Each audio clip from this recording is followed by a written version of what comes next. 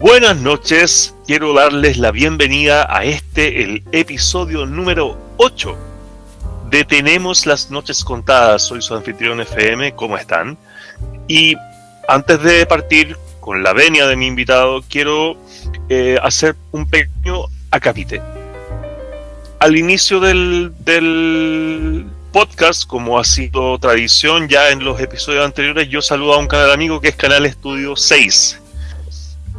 Hace un poco tiempo, Canal Estudio 6, por cuestiones de fuerza mayor, anunció que finalmente se baja, deja de ofrecer transmisiones. El canal va a seguir abierto, pero deja de ofrecer transmisiones.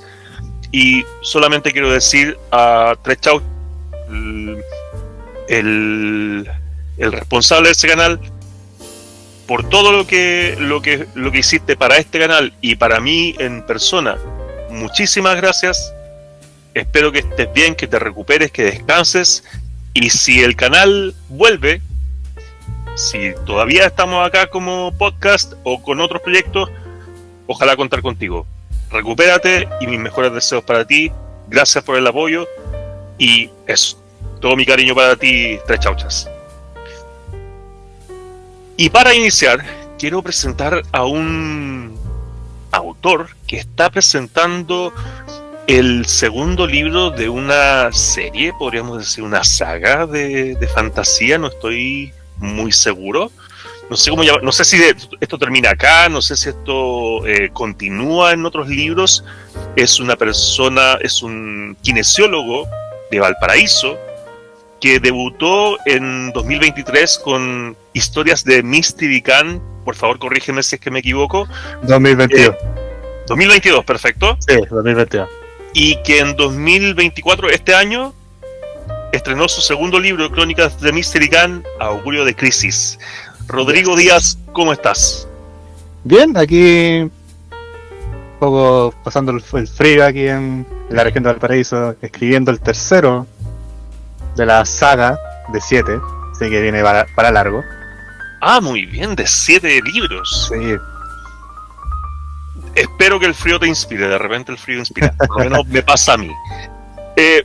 Rodrigo, mi primera pregunta para iniciar esta conversación.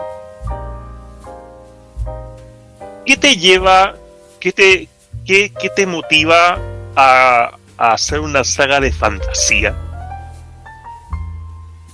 Buena pregunta. No, es la primera vez que me preguntan eso, sinceramente. Porque antes siempre preguntan ¿por qué escribiste fantasía? ¿Por qué escribiste? Bueno, yo creo que primero partir con sagas, por así decirlo, ayuda mucho a desarrollar los personajes mucho más a largo tiempo, más que libros autoconclusivos. Entonces permite una explayación de los personajes, del mundo, porque crear fantasía no es como, por ejemplo, crear ciencia ficción o horror o algo que está pasado, por ejemplo, en este mundo, sino, por ejemplo, en el caso de mis libros, es un mundo distinto a la Tierra. Entonces abarcar todo eso en un libro autoconclusivo y en vez de saga resulta difícil, principalmente. Me imagino que es muy difícil escribir una saga, pero más allá del tema mismo, de la dificultad misma de escribir una saga, que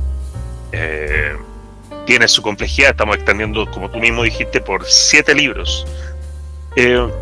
¿Cuál fue la recepción editorial para decir, oye, mira, sabes que estoy presentando este libro que es parte de una saga de 7? ¿Cómo te fue en eso? Sí, hasta el momento no sabían que eran de 7 cuando lo presenté. No, solamente Okay. tenía pensado escribir. Ok. Y después los libros empezaban a salir de a poco. Y cuando realmente el tema después de las ventas, que igual empezó como bien bajito, como soy de afuera, no soy de Santiago en sí, y no tengo como por ejemplo, como varios periodistas, por así decirlo, gente que ya está abierta a los libros, que ya se lanzó, que tiene sus contactos, la gente literalmente agarra al público, costó. Pero después en el largo tiempo, la gente iba a comprar, entonces ahí cuando les dije que el año pasado, sí, que tenía listo el segundo, y me dijo, mándaselo al editor para que lo revise, y ahí vemos todo el tema, como el tema de los precios y todas esas cosas.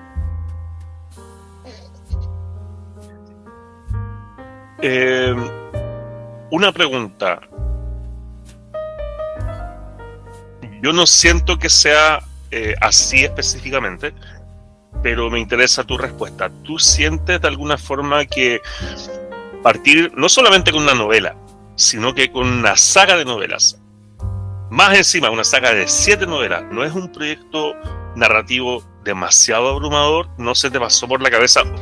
Y dime si es que estoy equivocado. ¿No se te pasó por la cabeza partir con narraciones más cortas antes? Que parte sí, el libro en sí, por ejemplo el primero, que es Historia de Mysterican, no es una novela en sí como por ejemplo Harry Potter o El Señor de los Anillos. Sí, partiendo, no es un libro extenso, es cortito. Y la forma de escritura es antología de cuentos que son narrados por los protagonistas de la saga. ¿Y esos cuentos se van conectando dentro de la narración? Es decir, dentro en el mismo mundo, los protagonistas son del mismo lugar, pero hay, por ejemplo, no sé, por ejemplo, el primero y el segundo, entre el primero y el segundo ocurre a las horas, pero cambia de narrador. Pero después los otros, no sé, se saltan 2 días, un mes, o algunos que ocurren durante el mismo tiempo, pero en distintas partes con distintas personas. Perfecto. De alguna forma me hace como el eco a un libro que leí el año pasado, que es La muerte viene estirando, de Andrés Montero, que también son como narraciones, pero que están todas conectadas por el mismo ambiente, como más o menos las mismas consecuencias. Un libro precioso. Pero como con los libros de Sarkovsky, del Brujo.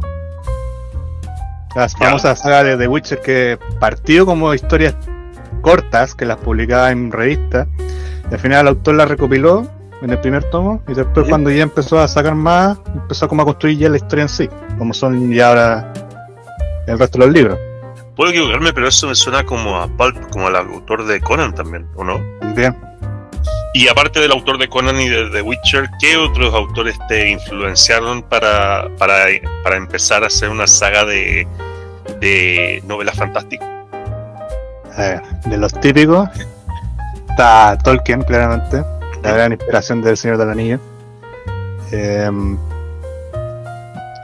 C.S. Lewis, que lo leí en las Crónicas de Narnia, que lo leí en el colegio, algunos libros, especialmente El León, la Bruja, el Ropero, El Príncipe Caspian y El Explorador del Amanecer. Harry Potter, aunque no he leído bien los libros, pero vi las películas como niño, porque no soy como alguien como muy adicto a los libros, como no sé, como mi padre, que tiene casi un museo de puros libros de lectura. Y más que eso, no solamente la parte de la en sí como lectura, sino parte de la trama audiovisual, varias películas, series,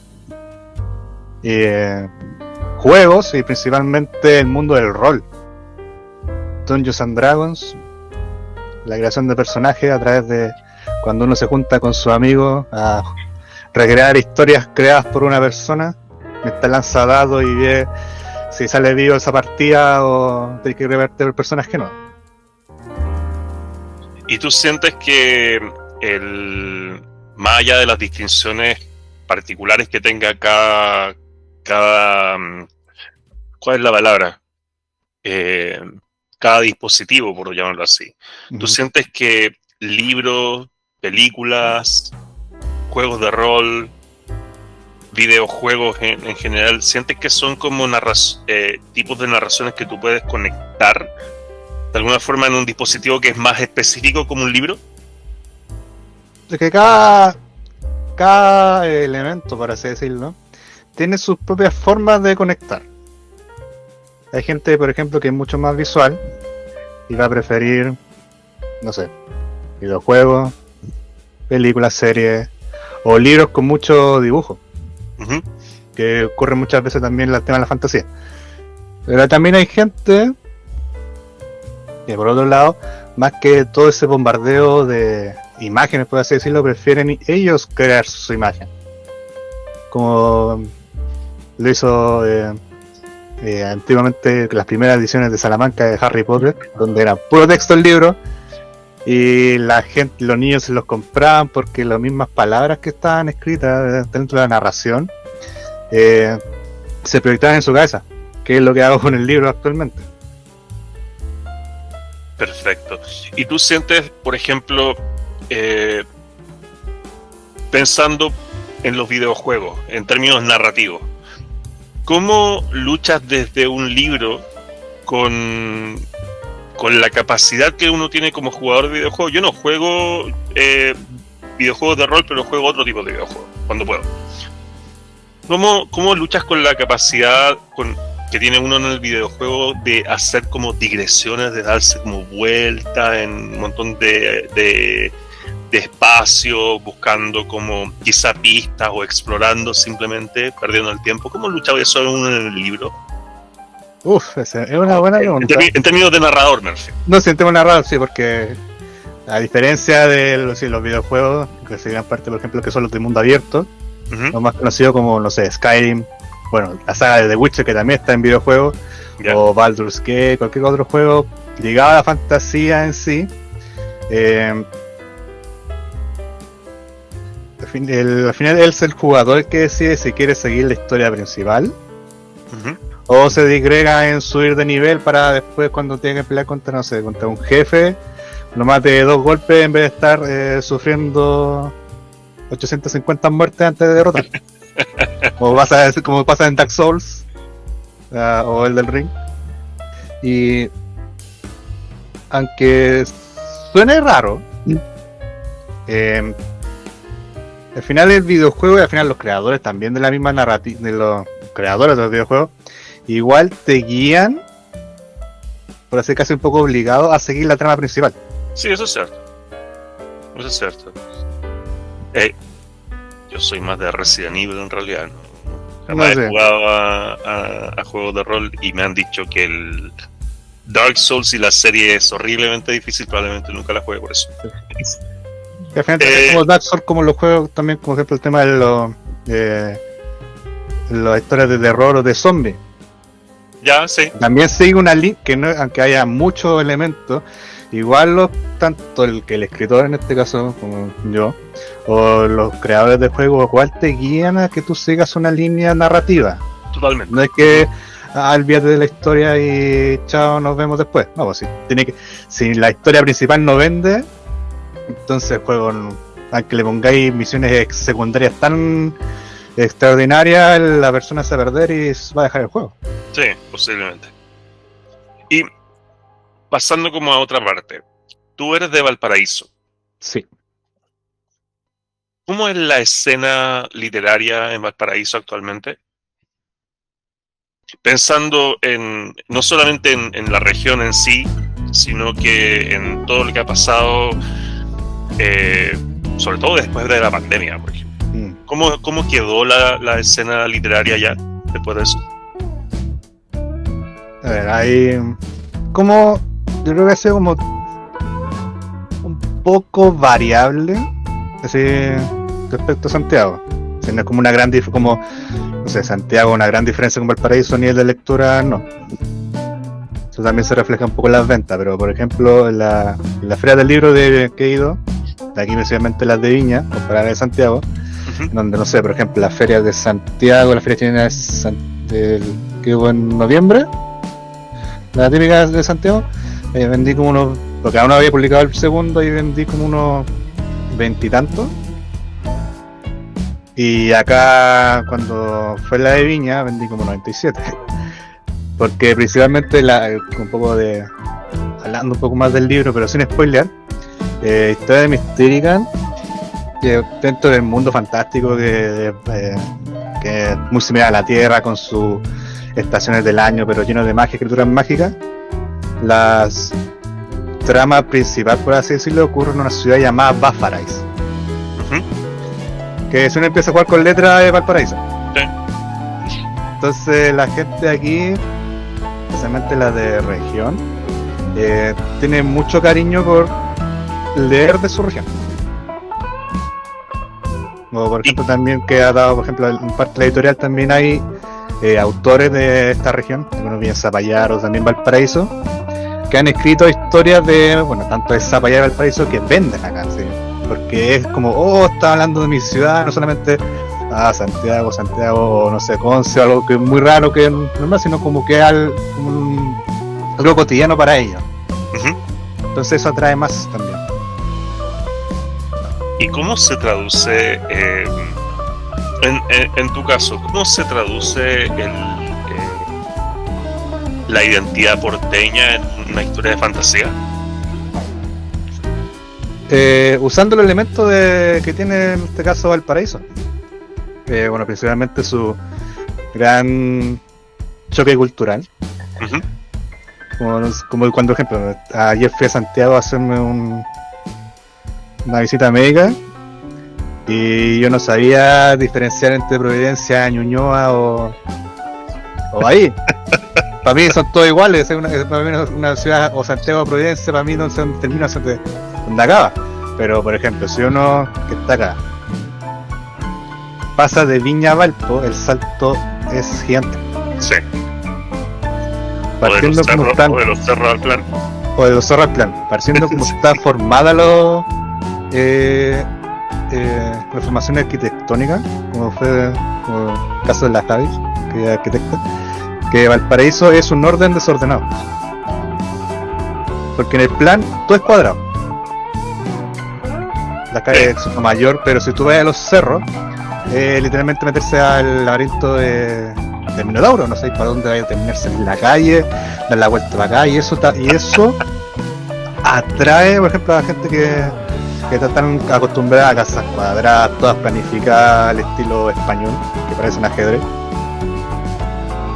Y también su misma mito leyenda, porque sí, no es como un poco de spoiler, pero yo ocupo parte de no solamente criaturas mágicas occidentales, el dragón, quimera, esas cosas, sino también ocupo la cultura chilena. ¿Cómo qué parte? Hay dos mitos muy conocidos aquí en Valparaíso, que son la cueva del Chivato, la que está al lado del Mercurio, donde supuestamente habita se escucha el diablo por las noches. ¿Ya? Porque se escuchan en las noches los pasos de las pezuñas caminando con las rocas en el interior de la cueva.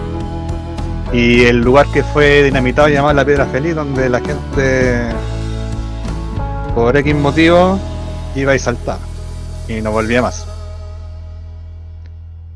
Y eso está plasmado también en el libro, pero con otra forma. Y yo, perdona mi ignorancia, soy santiaguino. y mitos como por ejemplo el de Emile Dubois, ¿se podrían traducir, según tú, en una mitología fantástica? Sí, dependiendo de cómo uno lo use, porque también, en mi caso, yo soy como más alta fantasía, un poco más clásico, por así decirlo, es decir, dragones, elfos, criaturas mágicas, hechizos, todas esas cosas, pero también está al otro lado que es la fantasía urbana. ¿Cómo es la fantasía urbana? Hay un autor que se llama Daniel Ruiz, que también es autor de Aurea Ediciones, que también le envío salud, cuya obra se llama El otro lado del ascensor, que él ocupa Valparaíso en sí, pero le mete mitología de acá.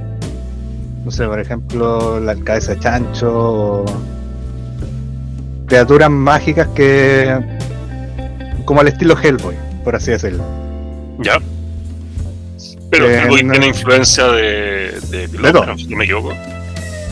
Entre Lovecraft, también romana, alguna élfica, por ahí. Hasta incluso, si no bien me equivoco, nórdicas, por así decirlo, el hombre encorvado parece. Ya. No lo plasma como típico cuento de fantasía, sino como entre miedo y hay cosas raras que ocurren. Y mira, pensando por ejemplo en el mismo Lovecraft que tú dices que ya está, perdón, Hellboy, que está como influido por varias como culturas distintas del hemisferio norte. Algunas de esas culturas tienen la ventaja, por decir así, de la coincidencia idiomática.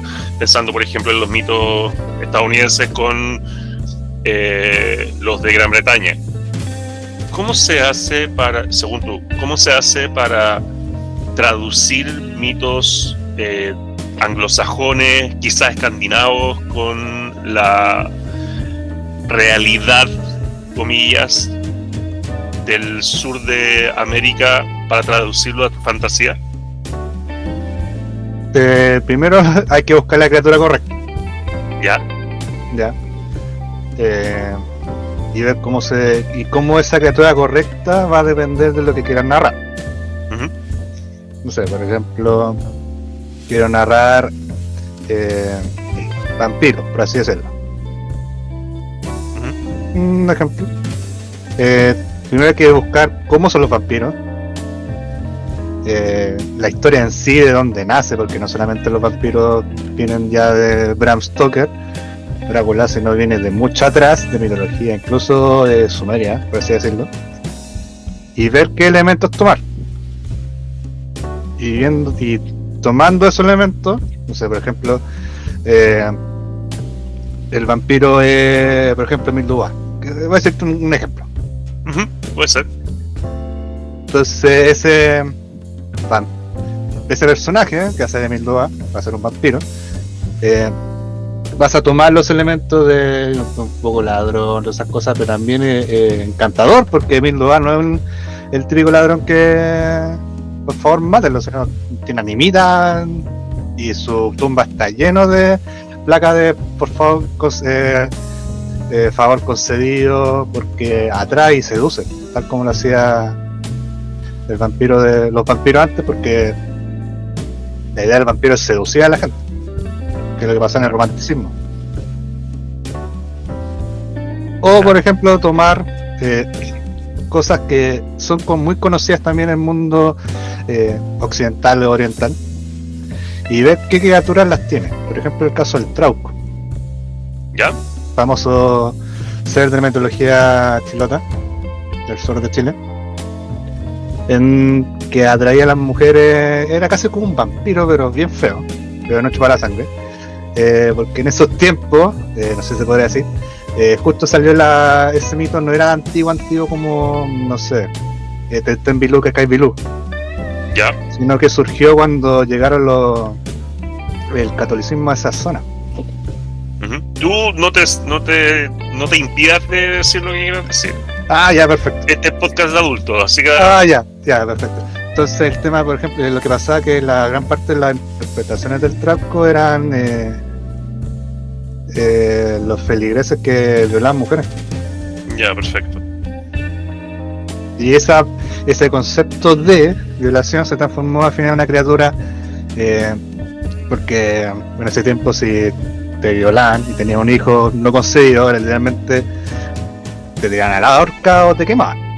Claro. Porque era impuro, hasta incluso hace poco no se pase como 30 años según la ley de los hijos reconocidos. Que antes si nacía fuera del matrimonio era un cacho. Sí. Algo, no recuerdo el año, pero algo recuerdo. Sí, fue cuando volvió la democracia. Sí. Yo era adolescente cuando pasaban estas cosas. Pues, sí, tú eres del 93. No, sí. Yo era adolescente en esa época. Cuéntame, Rodrigo, de tu percepción, considerando que ya eres autor publicado de 2 libros de fantasía. ¿Cómo sientes tú que está la escena de la fantasía en Chile? Yo creo que dentro de los grandes géneros que más se venden en Chile, Uh-huh. en primer lugar, igual tiene su lado favorable y su lado malo. Bueno, vamos a partir con lo malo, que hay mucha fantasía por donde elegir. Entonces igual cuesta agarrar un poco, y mucho más si vienes no es por ejemplo de grandes editoriales que personalmente poner el título editorial la gente va a ir a comprar. Ya. Ahora, Aurea es una No, si Aurea es una buena editorial en ese sentido también. No, si Aurea en la literatura distópica, pensando en Javi Zanelli, por ejemplo. Sí. No, y aparte ahora tiene un gran potencial y realmente vende cada vez que la feria vende. Sí. Le va bien. No puedo decir yo. Y la gente que está en las ferias, entonces la gente también se conoce. Y lo bueno que ahora parte lo bueno es que gran parte de la literatura de fantasía se ha visto potenciada, como mencionadamente, con lo antes mencionado, con las películas, libros, videojuegos, que mucha gente. Rodrigo, ¿me miras? Lo que pasa es que la señal se cortó. Es internet, ya. ¿Qué parte quedó? La verdad es que no me acuerdo en qué parte quedó, porque justo también me llamaron, entonces no sé. Estábamos hablando de lo malo. De lo malo de la literatura de fantasía, y estaba empezando a hablar de Aurea. Sí, bueno, que Aurea vende, entonces eso es lo bueno también de la fantasía, que si una publica fantasía en Aurea, te van a comprar. Y también el tema de la fantasía, creo que junto con la ciencia ficción son lo que más se vende acá como literatura no científica, por así decirlo, que atrae gente, porque cuando uno va a las ferias muchas veces que va a buscar Harry Potter, el Señor del Anillo, Juego de Tronos o Alas de Sangre o Aurea en estos casos, donde la gente sí o sí va a tener, hay como un nicho asegurado y que ese nicho no se va a cerrar. ¿Y por qué sientes tú que la literatura fantástica conecta tanto? Yo creo que por el hecho de lo que es la literatura de fantasía, de crear un mundo, de sacarte de lo que es la realidad cotidiana, no sé, el mundo de ir a trabajar, a cumplir hora en la oficina, algo aburrido, sin nada entretenido, y de repente tomas un libro y el personaje está huyendo digamos, la Guardia Real porque te están acusando de asesinar al rey por un orbe mágico que te mandaron a regalar. Entonces eso te mete. Así que va a pasar con el protagonista, ¿por qué está pasando esto? ¿Por qué te culpan algo que no eres culpable, o si realmente eres culpable? Ahora no sé, y de la nada es un dragón o una criatura que te ayuda, qué sé yo. Y dentro como de ese choque también ayuda a la gente como a aliviarse un poco de la carga que uno tiene y de disfrutar. Porque ¿qué pasa con lo que decíamos el tema de los juegos o de las películas? ¿Qué pasa muchas veces cuando uno ya está ya hecho de trabajar, todas esas cosas, pero viene el domingo a verse, por ejemplo, La Casa del Dragón? Ya. Y la gente va a ese bar a verse la Casa del Dragón. No para, porque atrae. Porque no solamente sus personajes tienen que ser interesantes primero, Ajá. o el mundo que te lo rodea, sino también la trama en sí. Porque el que tenga el mejor personaje, el mejor mundo, si la trama en sí no atrae, va a cambiar de canal. Sí, cierto. Tú me dijiste al principio de que no tenías del todo planeado, o eso es lo que yo entendí, corrígeme si me equivoco, que no tenías del todo planeado de que esto fuera una saga de libros. ¿Por qué una saga? ¿Qué es lo que te dijo en algún momento? Ya, escribiste una novela, tienes una segunda novela, ok, de la misma continuidad. Ujú. ¿Pero qué te dijo en el momento como narrador? ¿Qué te dijo? Esto tiene que ser una saga de 7 libros. Más allá de la extensión de libros, eso No, sí. pueden ser 15, pero ¿por qué una saga? Yo creo que primero por la cantidad de personajes protagonistas que tengo, porque son 7. Ya. No son 3 ni 1, sino. Y gran parte, y 6 de ellos están basados en personas reales.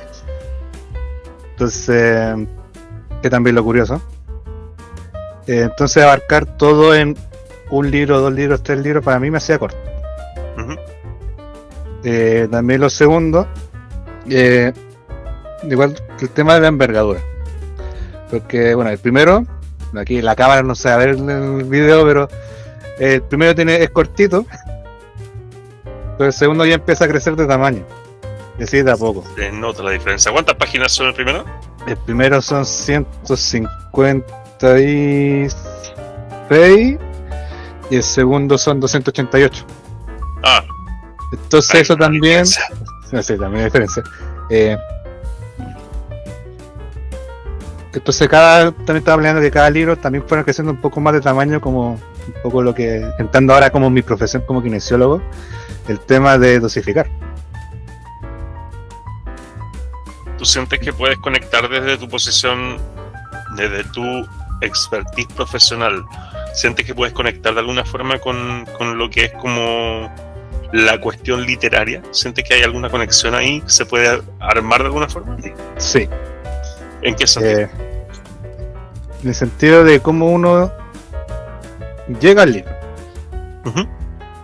Es como el tema de cuando dicen hay que hacer ejercicio, pero hay gente que muchas veces, que en mi caso, que me pasó en el colegio, cuando te hacían leer el libro, fome.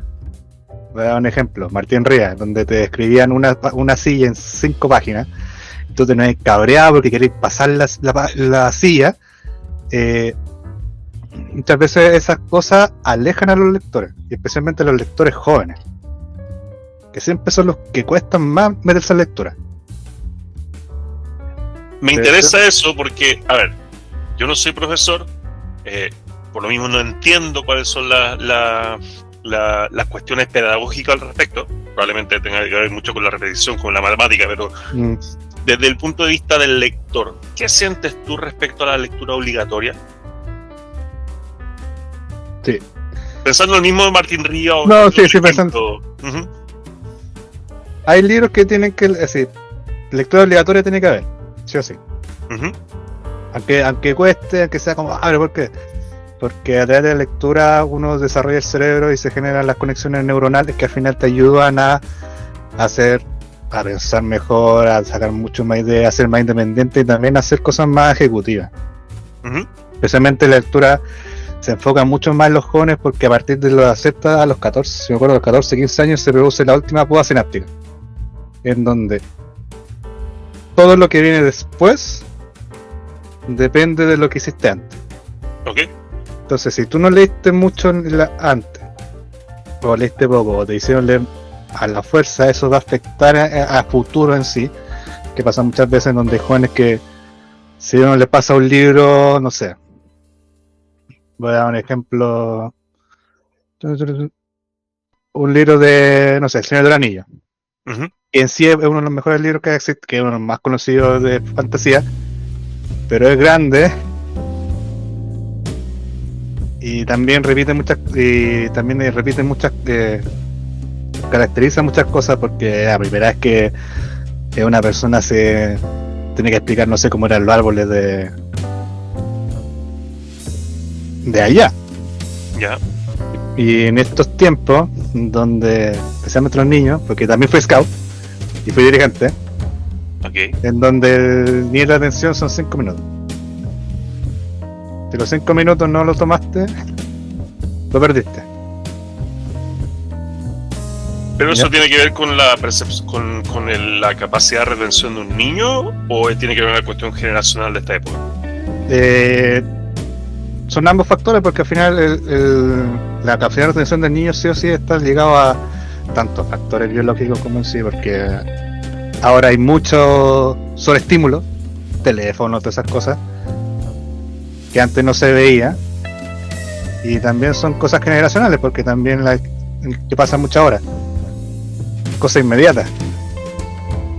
Quiero esto, que esto al tiro, no quiero el segundo libro al tiro, el tercero libro al tiro, pero tenemos pocos.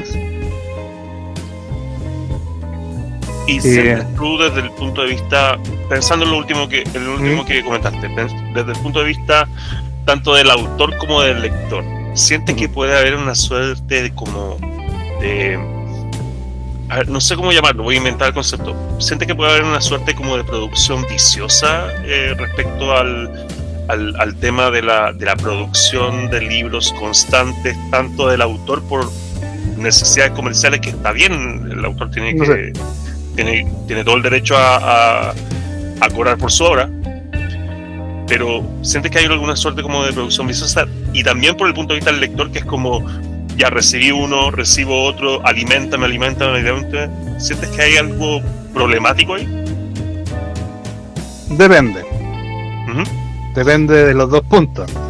Precisamente como lector, si realmente estás obligado a vender más, si tu exigencia, si te enfocas solamente en vender, claramente si en un momento te sobresaturan, te afecta, porque al final es escribir, al final vas a terminar viviendo por escribir más que escribir para vivir, una cosa así, como te encadenas a algo que tal vez no querías encadenarte. Y por el tema del lector, yo creo que también por tanta cantidad de sobreestímulo, que al final les cuesta regular a la gente. Eso también te puede llevar a, no como a algo malo, pero a una dependencia que tal vez no sea tan saludable. Y pensando en esa misma cuestión de retener la atención del espectador o del lector en este caso, pensando en la cuestión de los dispositivos que habíamos hablado hace un ratito atrás, ¿tú sientes, por ejemplo, que sería válido, pensando en tu obra, ¿tú crees que sería válido en términos como de respetar la cuestión artística, traducir Crónicas de Mystery Can, por ejemplo, a un videojuego o a una novela gráfica? ¿O siente que no se pueden traducir? No, sí, dentro de mis ideas locas que tengo varias veces, pienso en un futuro que sea muy bonito, que mi libro se transforme en una serie animada. ¿Por qué no? ¿Por qué no? Como al estilo, no sé si ubica la leyenda Vox Machina en Amazon.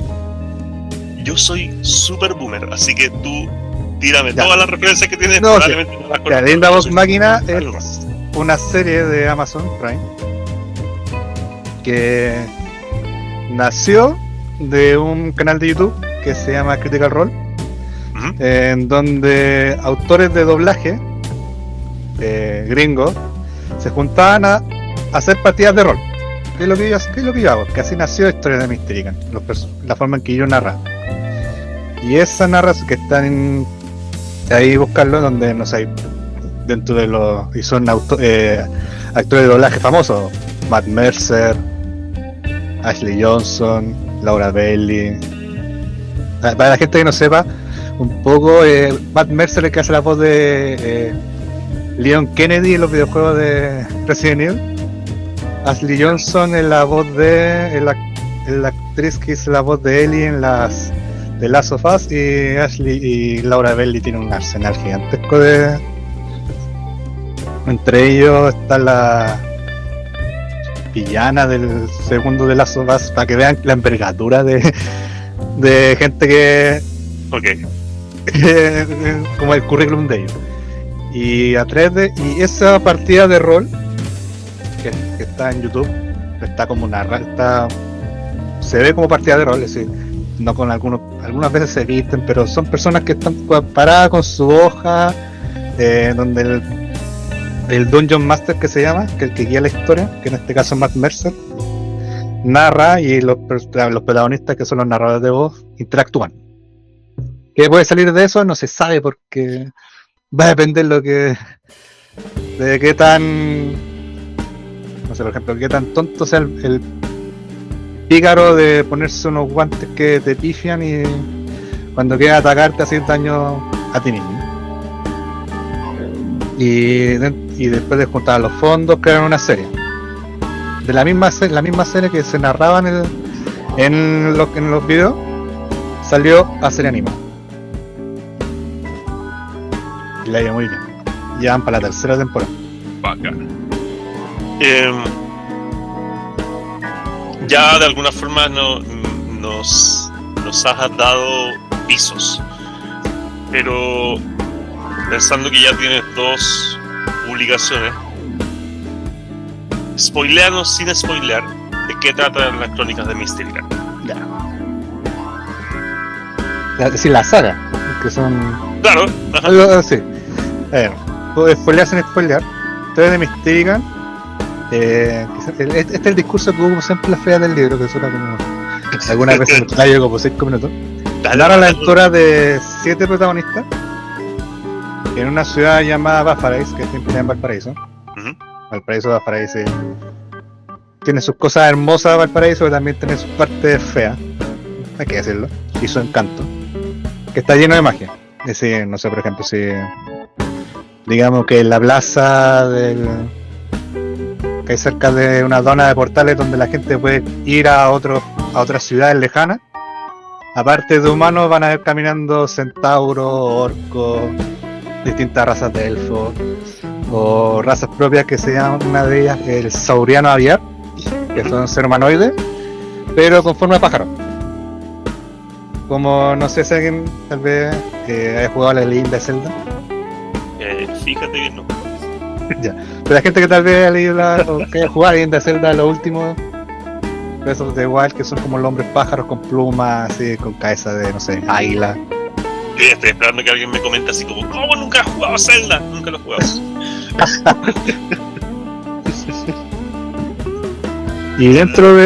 Y especialmente en el primer libro, cada protagonista te narra cómo es su trabajo en sí.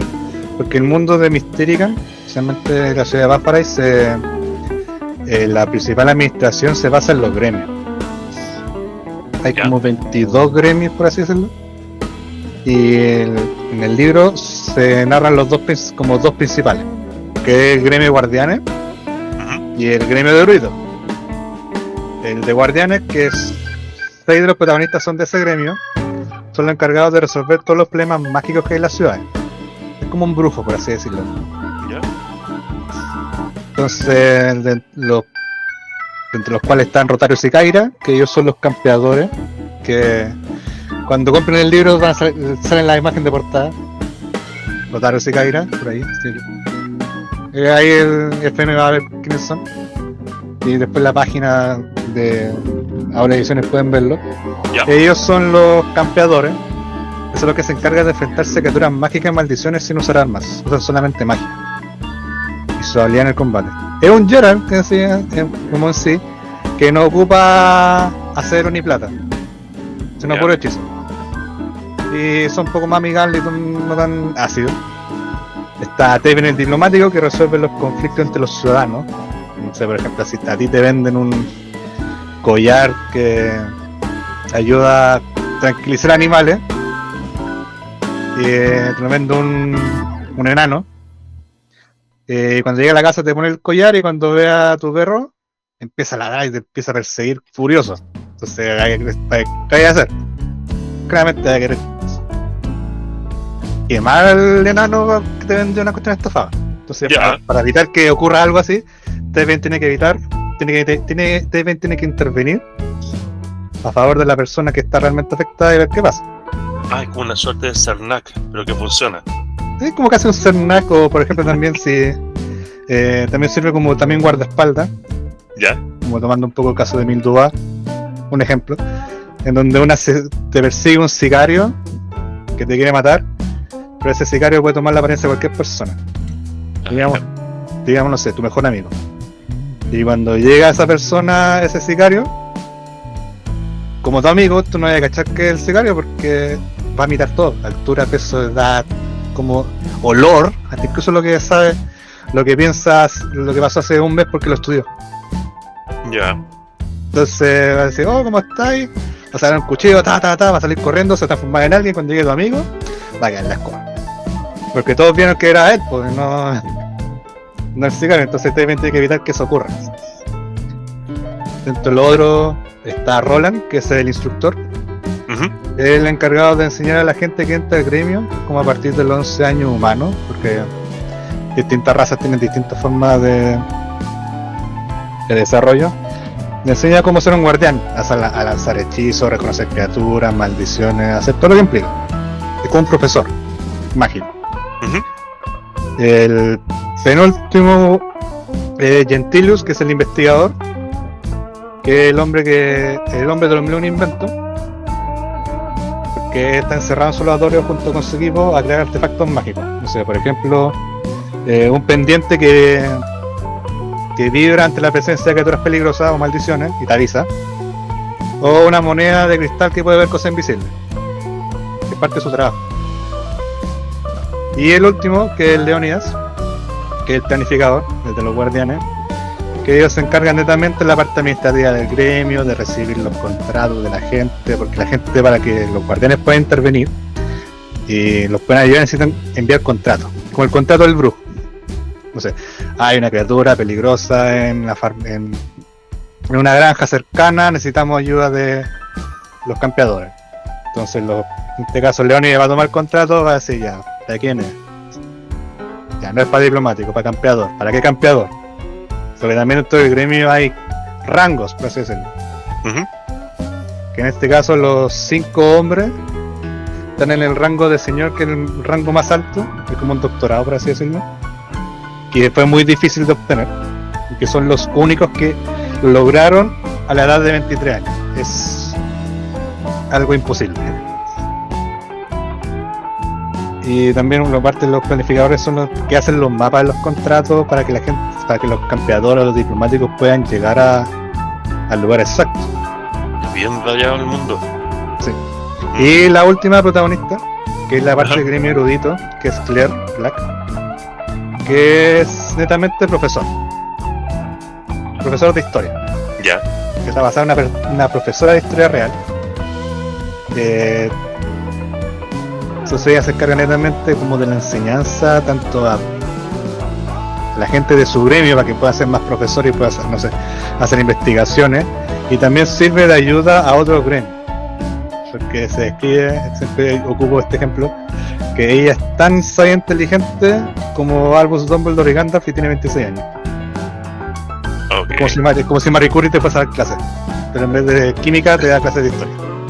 Ese nivel de eminencia que tiene y de respeto. Entonces, en el primer libro, como cada narrador, cada protagonista te cuenta su historia, te muestran cómo es su trabajo en sí, cómo el trabajo del campeador que se enfrenta a criaturas o maldiciones, cómo defender a un emisario de un posible asesino, cómo enseñar clases, de todo. Está interesante, y me gustó la figura de Marie Curie. Sí. Y en el segundo ocurre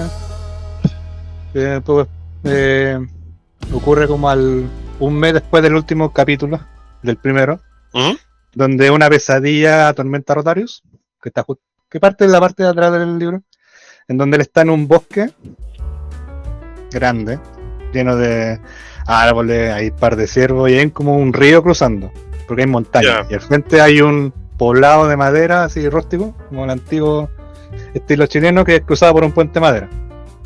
Entonces está tranquilo y de la nada su pendiente empieza a vibrar. Dije, los animales empiezan a correr, todo huye, porque una luz se empieza a bajar del cerro. Entonces dije, ya, ¿qué está pasando acá?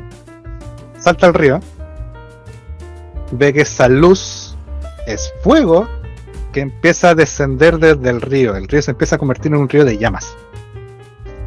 Entonces él, para evitar que el pueblo se queme, se pone de frente y lo va a extinguir con hechizo. Y no puede.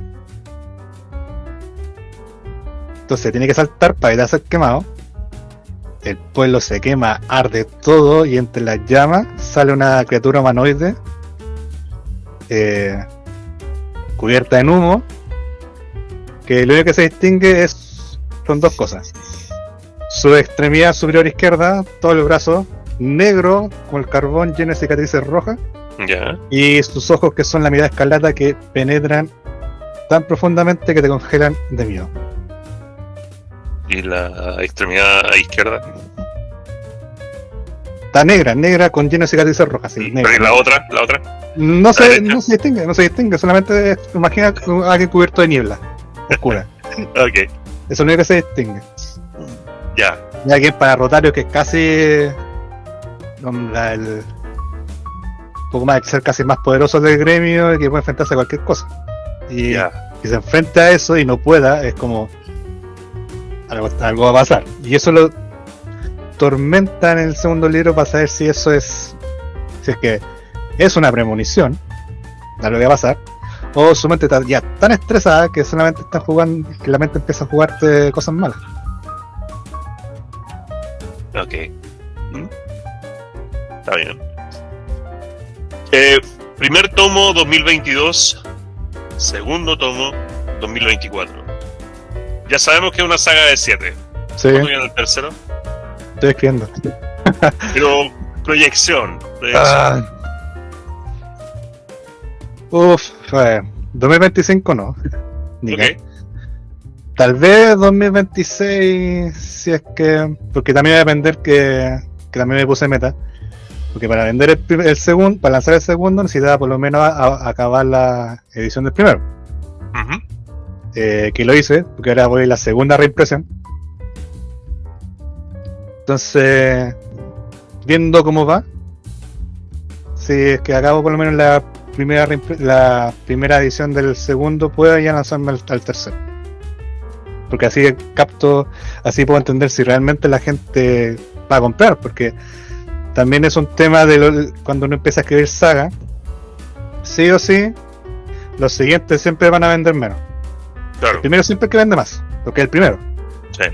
Pero después el segundo empieza un poco más, un poco menos y así, porque primero necesitas retener a la gente y luego necesitas captar más gente para que más se interese. Claro. Y lo bueno que he tenido de que por ejemplo me pasó en la Feria del Libro de Viña, que me estaba vendiendo, alguien se acercó y dije, va a comprar mi libro. Dijo, hola, ¿cuándo viene el segundo? Dije, pronto. Bien. Y Es bueno la- que hagan esa pregunta. Sí. Pero antes de 2026 no. Antes de 2025, este año Nika, y el próximo tampoco, porque igual depende del tiempo de edición, Claro. entre que pagar, lo que explicaba el autor el Mati, si no me acuerdo, el de la infección, que era el de la infección. Están. Sí, está. Sí.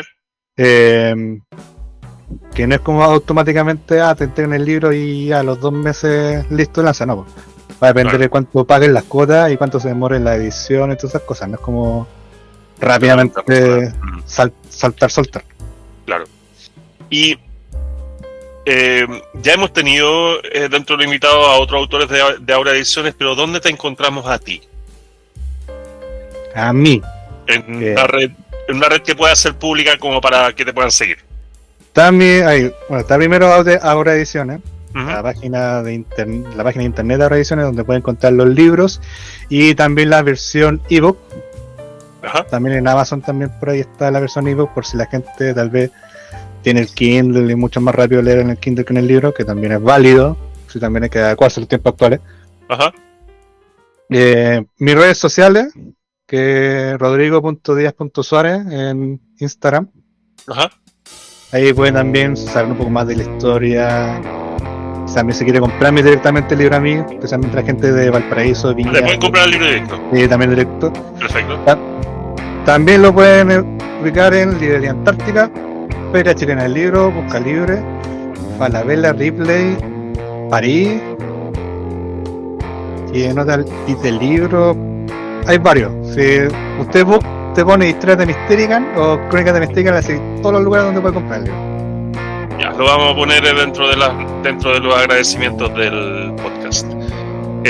Rodrigo, quiero darte las gracias por la hora, porque ya es tarde, por el espacio, y espero que a tu primer tomo le siga yendo bien, que a tu segundo tomo le vaya bien, y que, bueno, antes de 2026 ya lo dijimos que no, que tu tercer tomo salga, como dicen, como con la guaguita, que salga sano y bonito. Sí. Muchísimas gracias por estar acá. Quiero darle las gracias a la gente que parte de la audiencia del podcast. En 15 días más nos encontramos con un nuevo episodio. Reitero las gracias a Rodrigo Díaz. Reitero también los agradecimientos grandes a Tres Chauchas y a Canal Estudio 6 por todo el apoyo que significó para lanzar este proyecto nuevamente, y desearles a todos que tengan las noches contadas.